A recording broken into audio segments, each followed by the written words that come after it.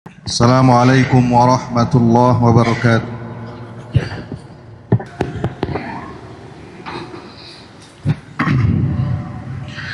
Innal hamdalillah nahmaduhu wa nasta'inuhu wa nastaghfiruh wa na'udzu billahi min shururi anfusina wa sayyiati a'malina. Man yahdihillahu fala mudilla lahu wa man yudlil fala hadiya lahu.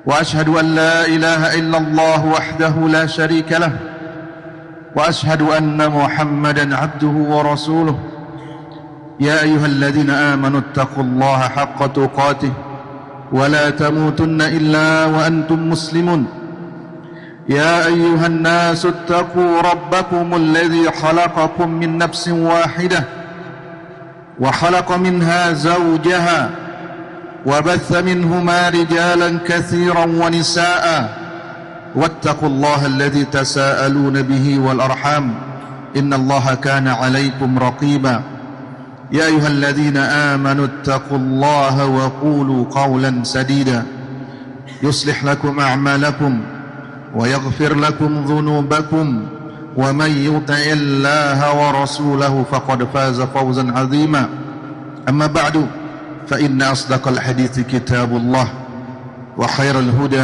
هدى محمد صلى الله عليه وسلم وشر الأمور محدثاتها وكل محدثة بدعة وكل بدعة ضلالة وكل ضلالة في النار وبعد أيها المؤمنون, sesungguhnya di antara tugas penting dan utama Rasulullah sallallahu alaihi wasallam adalah menjaga umatnya dari berbagai pintu kesyirikan dan kekufuran, baik itu berupa keyakinan ataupun perbuatan ataupun sekedar ucapan. Sehingga banyak kita temukan dalam hadis-hadis Rasulullah sallallahu alaihi wasallam ketegasan beliau terhadap ucapan-ucapan yang berpotensi menjerumuskan seseorang kepada perbuatan yang menyekutukan Allah, seperti bersumpah atas nama selain Allah, kemudian berkata sesuai kehendak Allah dan kehendakmu. Itu semua ditegaskan oleh Nabi sallallahu alaihi wasallam. Dan secara umum agama kita mengarahkan untuk kita berhati-hati dalam berucap. Hendaklah kita mengetahui apa yang kita ucapkan sebelum kita melontarkannya, termasuk apa yang mungkin biasa diucapkan oleh orang banyak. Perlu kita berhati-hati, terutama ketika dia berasal dari istilah-istilah agama-agama yang menyembah berhala atau agama-agama kufur. Ketika kita ingin menggunakan istilah-istilah tertentu, entah itu datang dari luar ataupun telah diserap ke dalam bahasa kita, maka seharusnya kita meneliti dulu apa penggunaan kata tersebut. Siapa tahu dia bertentangan dengan pondasi agama kita. Di antara kalimat yang sering digunakan oleh bahkan kaum muslimin adalah kata-kata karma.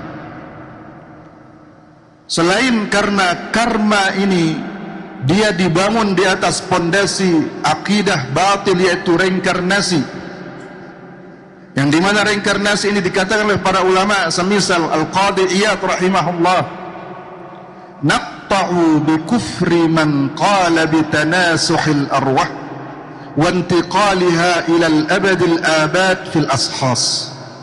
Al-Qadi Iyad, salah seorang salaf kita dan salah seorang ulama kita dari kalangan Malikiyah, beliau mengatakan, kami memastikan orang yang meyakini reinkarnasi, bahwa arwah seseorang bisa berpindah ke jiwa yang lain selama-lamanya, terus menerus.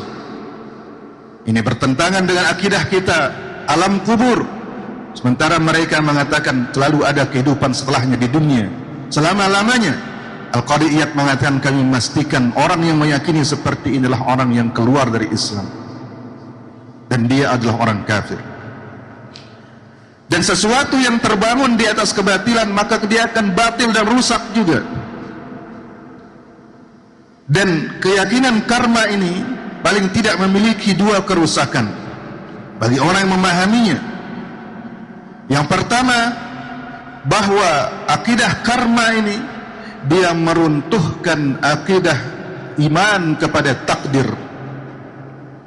Di dalam konsep karma tidak ada takdir Allah Subhanahu wa taala, tapi seseorang dia bisa menentukan bagaimana kehidupan berikutnya dengan dia berbuat baik sekarang. Seseorang yang mengalami keburukan sekarang berarti di masa lalunya dia telah melakukan keburukan juga, sehingga seseorang bisa menentukan nasibnya agar dia tidak terkena karma yang buruk. Sementara Allah Ta'ala berfirman, Wallahu khalaqakum wa ma ta'malun. Allah yang menciptakan kalian dan Allah yang menciptakan perbuatan kalian juga. Tidak ada seseorang yang bisa menentukan nasibnya sendiri.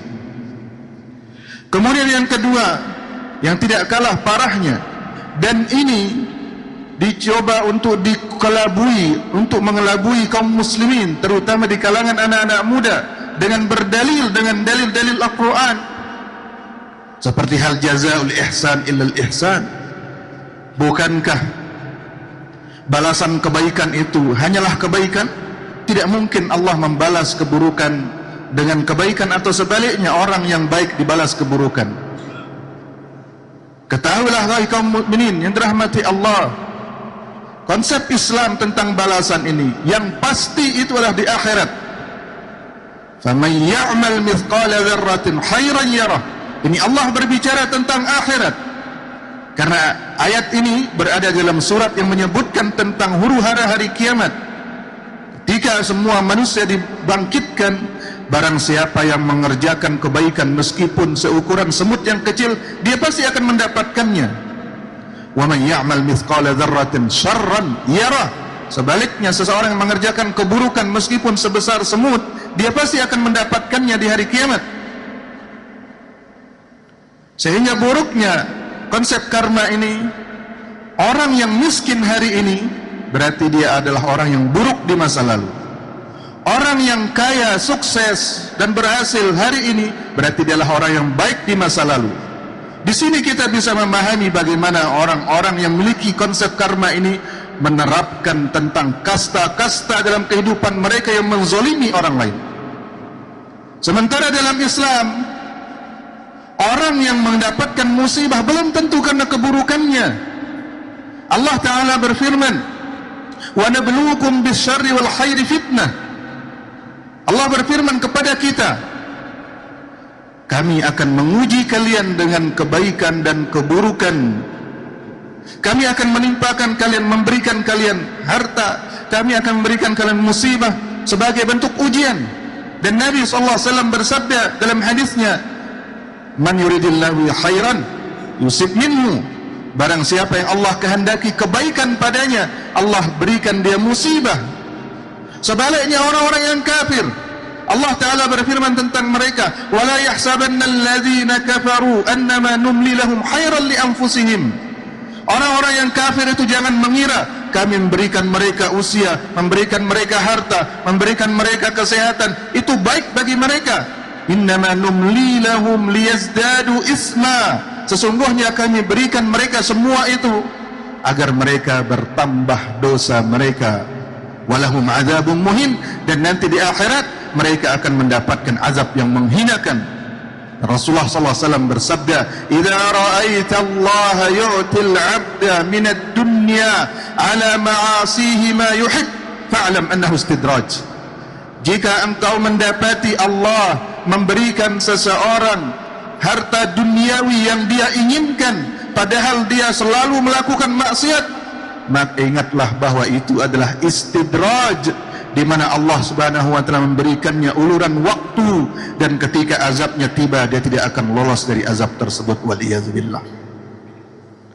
Maka inilah konsep Islam tentang musibah, tentang nikmat. Adapun konsep karma, dia adalah sebab akibat yang pasti. Namun seseorang yang melakukan ketaatan dia bisa dapat balasannya di dunia, tapi di akhirat dia pasti. Namun dalam karma tidak ada akhirat, yang adalah tanasulih arwah, dia terus reinkarnasi, lahir pada jiwa yang lain, lahir pada jiwa yang lain, dan seterusnya.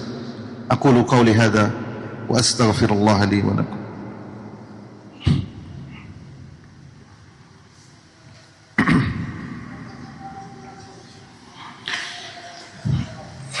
Alhamdulillah Rabbil Alamin, wassalatu wassalamu ala ashrafil anbiya'i wal mursalin, wa ashhadu an la ilaha illallah wahdahu la sharika lah, wa ashhadu anna Muhammadan abduhu wa rasuluh. Amma ba'd. Ayuhal mu'minun, di antara cabang dari masalah ini yang berbahaya juga, yang tidak sedikit kita temukan dilontarkan oleh kaum muslimin atau di kalangan anak-anak muda untuk memberikan motivasi. Tapi seperti kata Ibnu Mas'ud, wa kam min muridin lil khair la yusibuhu. Betapa banyak orang menginginkan kebaikan tapi dia tidak mendapatkan kebaikan tersebut. Yaitu ucapan sebagian orang, ciptakan takdirmu atau tulislah takdirmu sendiri. Meskipun niatnya bagus, seseorang jangan berputus asa, hendaklah dia berusaha. Tapi sesungguhnya dalam agama kita ada bahasa yang lebih bagus, bahasa yang terlontar dari lisan seorang yang berbicara dengan wahyu sallallahu alaihi wasallam, di mana beliau bersabda dalam salah satu hadisnya, ihris ala ma yanfa'uka wasta'in billah wala ta'jis.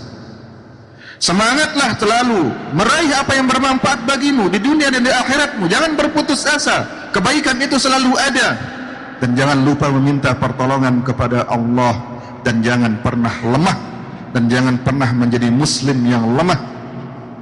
Adapun kalimat ciptakan takdirmu, tulislah takdirmu sendiri, meskipun maksudnya benar untuk motivasi, tapi itu kalimat yang berbahaya, karena tidak ada yang menetapkan takdir kecuali Allah Subhanahu wa taala, dan takdir itulah rahasia Allah yang tidak akan bisa diketahui oleh seseorang kecuali setelah terjadinya.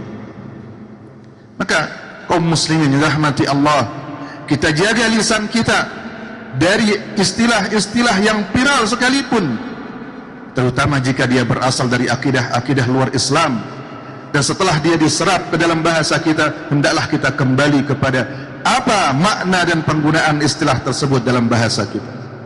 Allahumma salli ala Muhammad wa ala ali Muhammad kama sallaita ala Ibrahim wa ala ali Ibrahim innaka Hamidum Majid, wa barik ala Muhammad wa ala ali Muhammad kama barakta ala Ibrahim wa ala ali Ibrahim innaka Hamidum Majid. Rabbana ighfir lana wa li ikhwanina alladhina sabaquna bil iman ولا تجعل في قلوبنا غلا للذين آمنوا ربنا إنك رؤوف رحيم. اللهم أرنا الحق حقا وارزقنا اتباعه وأرنا الباطل باطلا وارزقنا اجتنابه إنك سميع قريب مجيب الدعوات. اللهم أصلح بلادنا، اللهم أصلح ولاة أمورنا، اللهم وفقهم لكل ما تحب وترضى، اللهم ارزقهم بطانة صالحة وقهم بطانة السوء يا رب العالمين. وصلى الله على نبينا محمد وعلى آله وصحبه وسلم.